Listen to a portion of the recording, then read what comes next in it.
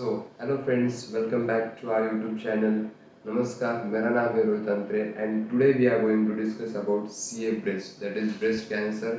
हमारे पास बोर्ड है लेकिन कुछ टेक्निकल इश्यूज की वजह से we are not conducting our lectures on board. फिर भी कंसेप्ट समझना इम्पॉर्टेंट है। In this lecture you will understand actually what is CA breast. So let's start our lecture.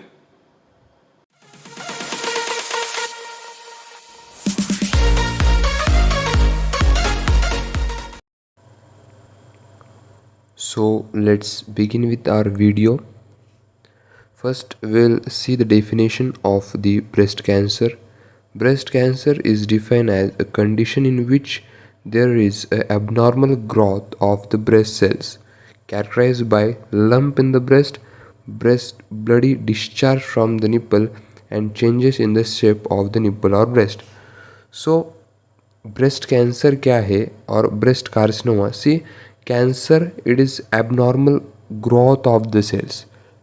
ठीक है, जो सेल्स है हमारे, वो नॉर्मल स्ट्रक्चर क्या होता है कि उसमें साइटोप्लाज्म है, different type of cell organelles are present. Cancer में क्या होता है कि ये सेल एबनॉर्मली ग्रो होते। ठीक है, तो ब्रेस्ट कैंसर में भी there is abnormal growth of the breast cells. अब ये हम क्या है, C A breast carcinoma of the breast. Carcinoma क्या है कि ऐसा कैंसर जो स्किन के नीचे ऑकर होता है, जो स्किन में होता है, it is called as carcinoma. So breast cancer की डेफिनेशन क्या है, it is abnormal growth of the breast cells and it is characterize by, उसके कैरेक्टरिस्टिक्स क्या है कि bloody discharge from the nipple.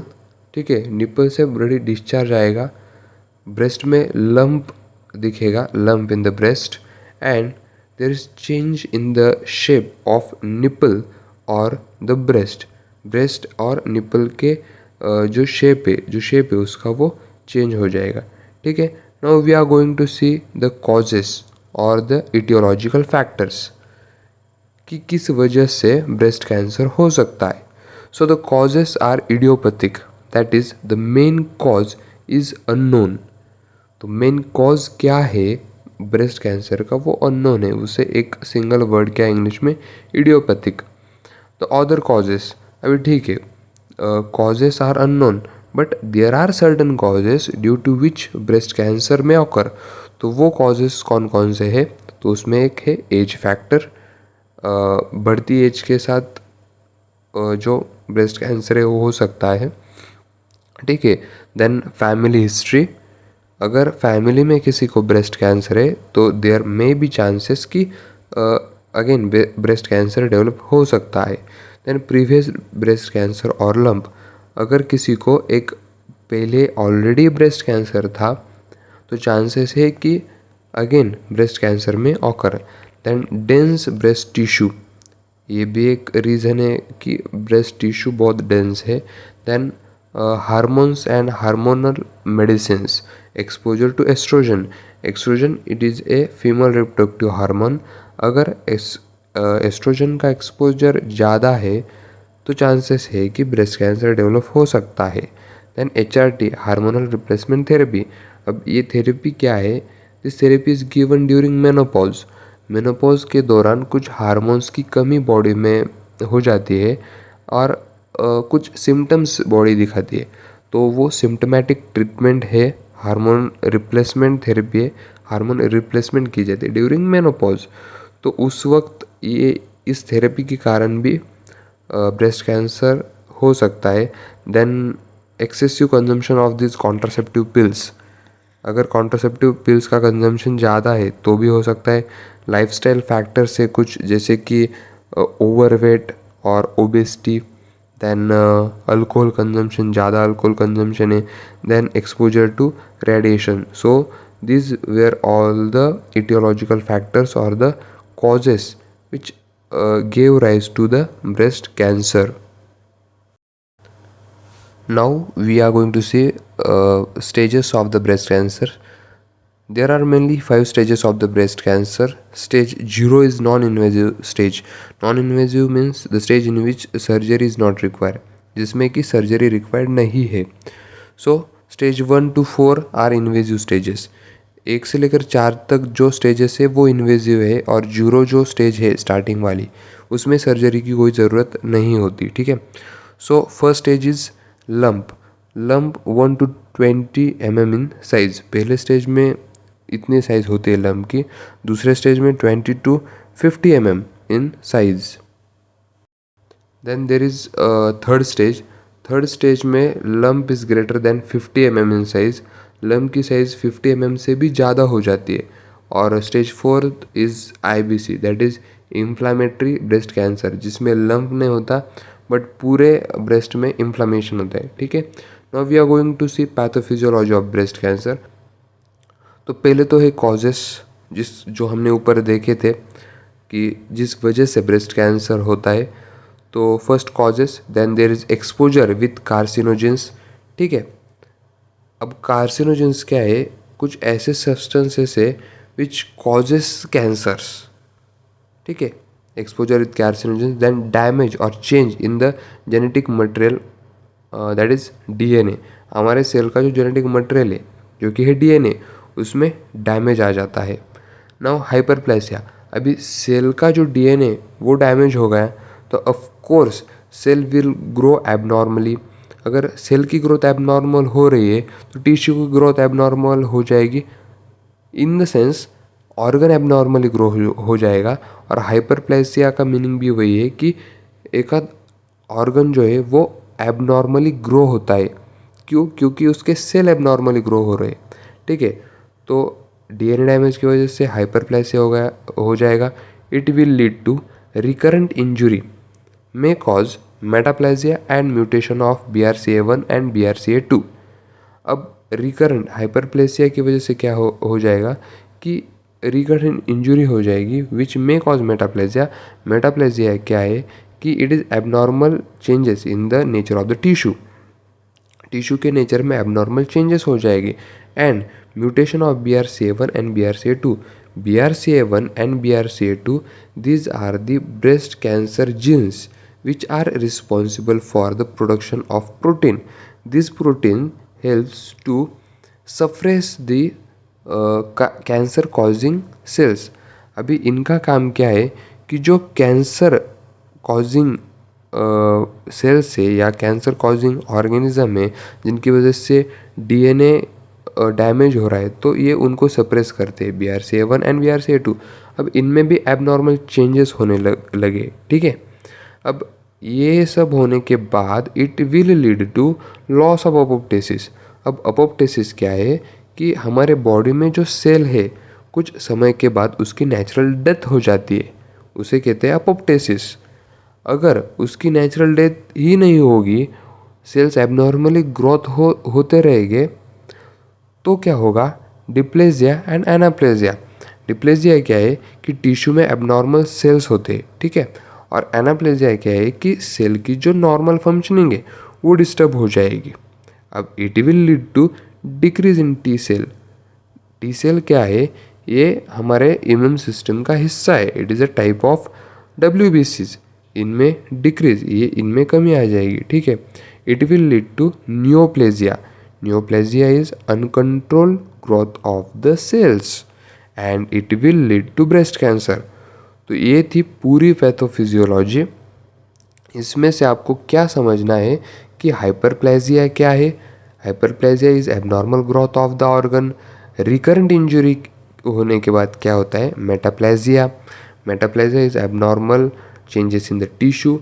Mutation of BRCA1 and BRCA2, that is जो cancer suppressing genes है उनमें एबनॉर्मल चेंजेस होने लगते हैं। It will lead to loss in apoptosis. जो हमारे नेचुरल सेल की डेथ है उसमें लॉस हो जाएगा। It will cause diplegia and anaplasia, means ये जो हमारे सेल्स है उनमें एबनॉर्मलिटीज आ जाएगी, हमारे इम्यून सिस्टम ठीक से काम नहीं करेगा, नियोप्लेजिया होगा और at the end breast cancer, ठीक है। Now we are moving towards the clinical manifestations. Clinical manifestations अब हम देखेंगे।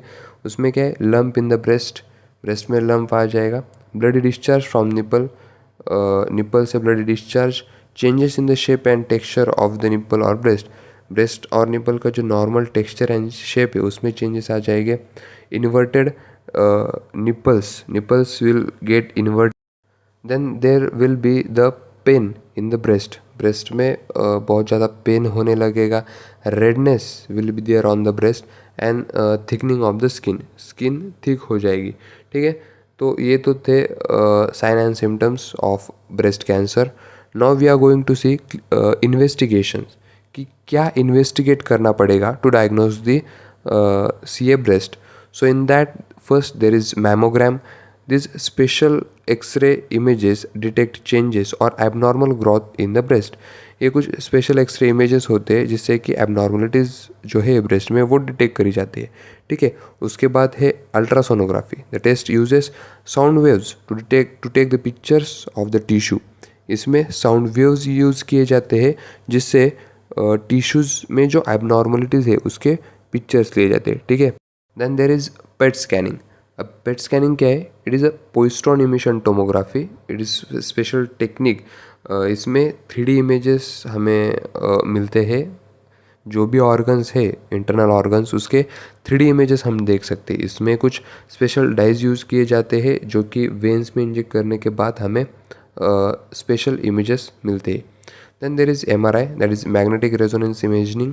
इसमें magnetic waves and radio waves का यूज़ करके स्पेशल इमेजेस लिए जाते हैं जिससे कि एबनॉर्मलिटीज़ पता चलती। अभी कुछ और इन्वेस्टिगेशन भी है जिसे हम अदर इन्वेस्टिगेशंस में डालेंगे। उसमें हम क्या करेंगे कि पेशेंट की पूरी हिस्ट्री लेंगे, फैमिली हिस्ट्री वगैरह, प्रीवियस कौन सा डिसीज़ था, वो सब हिस्ट्री हम इसमें लेंगे, history collection. Then physical examination will be carried out to determine what are the other abnormalities. Then blood test will be done, CBC, LFT, RFT, जो कुछ भी टेस्ट है ब्लड टेस्ट में वो सब किए जाएंगे। Then there will be the breast self examination. हम पेशेंट को भी खुद का जो है एग्जामिनेशन, सेल्फ एग्जामिनेशन कैसे करते हैं उसके कुछ टिप्स एंड ट्रिक्स होते हैं वो बताएंगे। Then there will be the biopsy.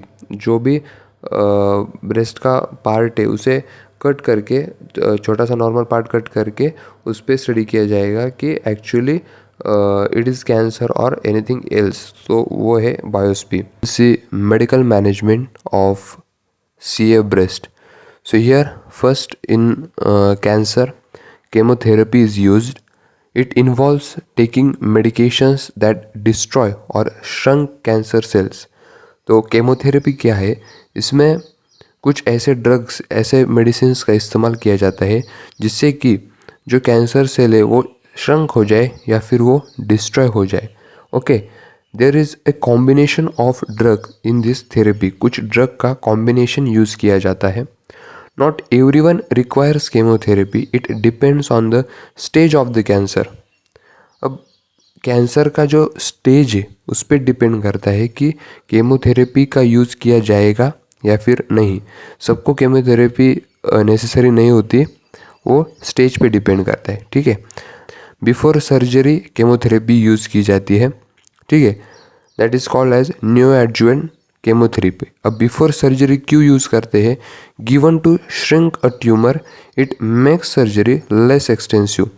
अगर सर्जरी के पहले अगर केमोथेरेपी दी जाए तो वो जो ट्यूमर का साइज़ है वो छोटा हो जाएगा।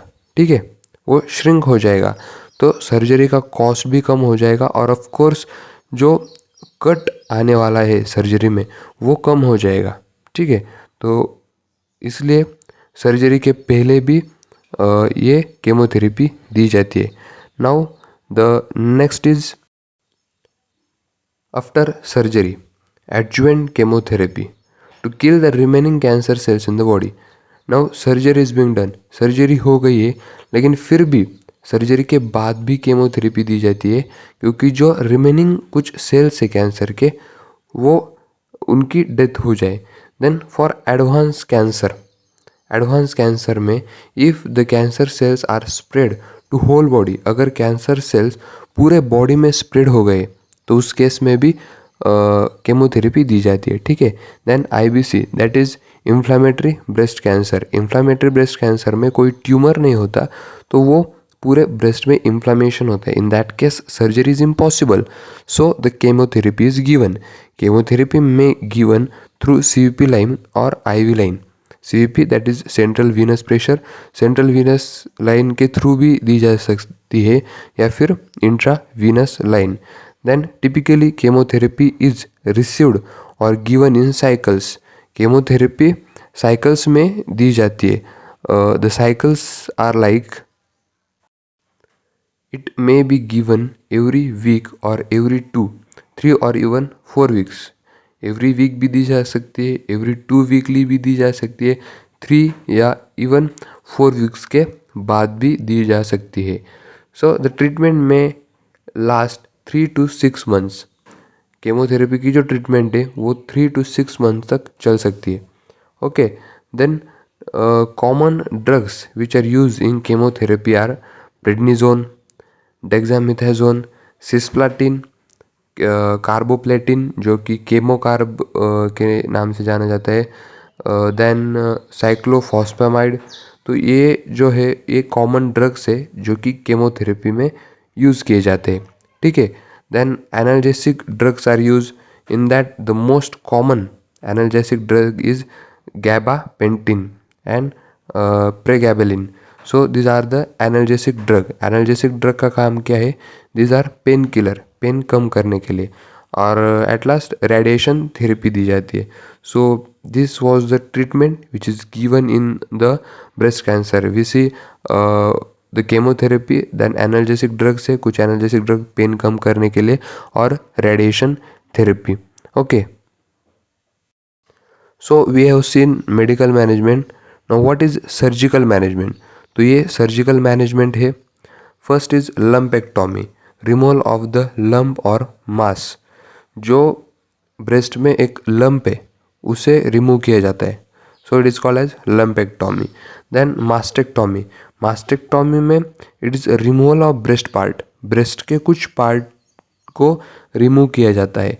तो उसमें क्या है, 3 टाइप्स है। Partial mastectomy, removal of small part of the breast.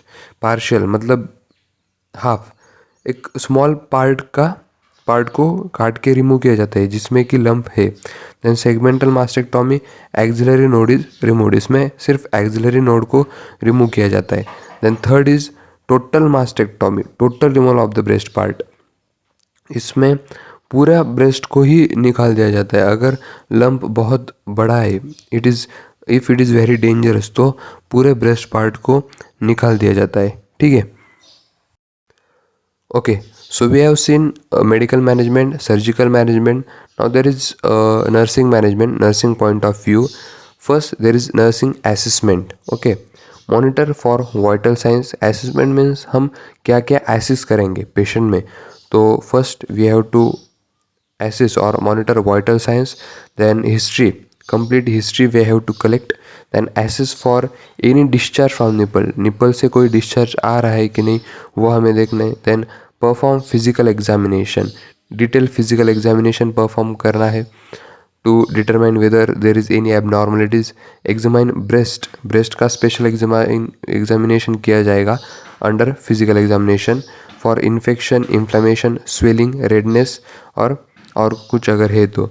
Then read blood reports and other investigation, blood reports भी आपको रीड करने, अदर इन्वेस्टिगेशंस क्या है वो भी देखने। ठीक है, now we are moving towards nursing diagnosis. So these are some nursing diagnosis in that first is acute breast pain related to tumour advancement and inflammation. ठीक है, एक्यूट ब्रेस्ट पेन है, क्यों है? There is tumour advancement and inflammation in the breast. Anxiety है related to breast cancer, diagnosis and threat of the death. अभी cancer है तो anxiety रहेगी। ठीक है, तो एंजाइटी है related to cancer diagnosis and threat of death. Then there is impaired skin integrity related to effects of the chemotherapy. Skin integrity impaired हो गई है, क्यों? क्योंकि देर इज ऑनगोइंग केमोथेरेपी। ठीक है, देन देर इज इंसोम्निया और sleeplessness related to pain. Insomnia है that is sleeplessness related to pain, pain हो रहा है तो नींद भी खराब है। ठीक है, so this was about the management of the C A breast. So I hope कि आपके सारे डाउट्स क्लियर हो गए होंगे इस वीडियो को देखने के बाद। अगर आपको वीडियो अच्छी लगी हो तो क्या बोलूँ, वीडियो को ज़्यादा से ज़्यादा शेयर करो, अपने दोस्तों को भी हेल्प करो ताकि वो भी वीडियो देख के कंसेप्ट को समझ सके। दोस्तों में शेयर करो, चैनल को सब्सक्राइब करो, क्योंकि ये चैनल सिर्फ मेरे अकेले का नहीं, हम सबका है, सब मिल के पढ़ेंगे। ठीक है, तो चैनल को सब्सक्राइब करो, वीडियो को लाइक करो और ज़्यादा से ज़्यादा शेयर करो। Thank you.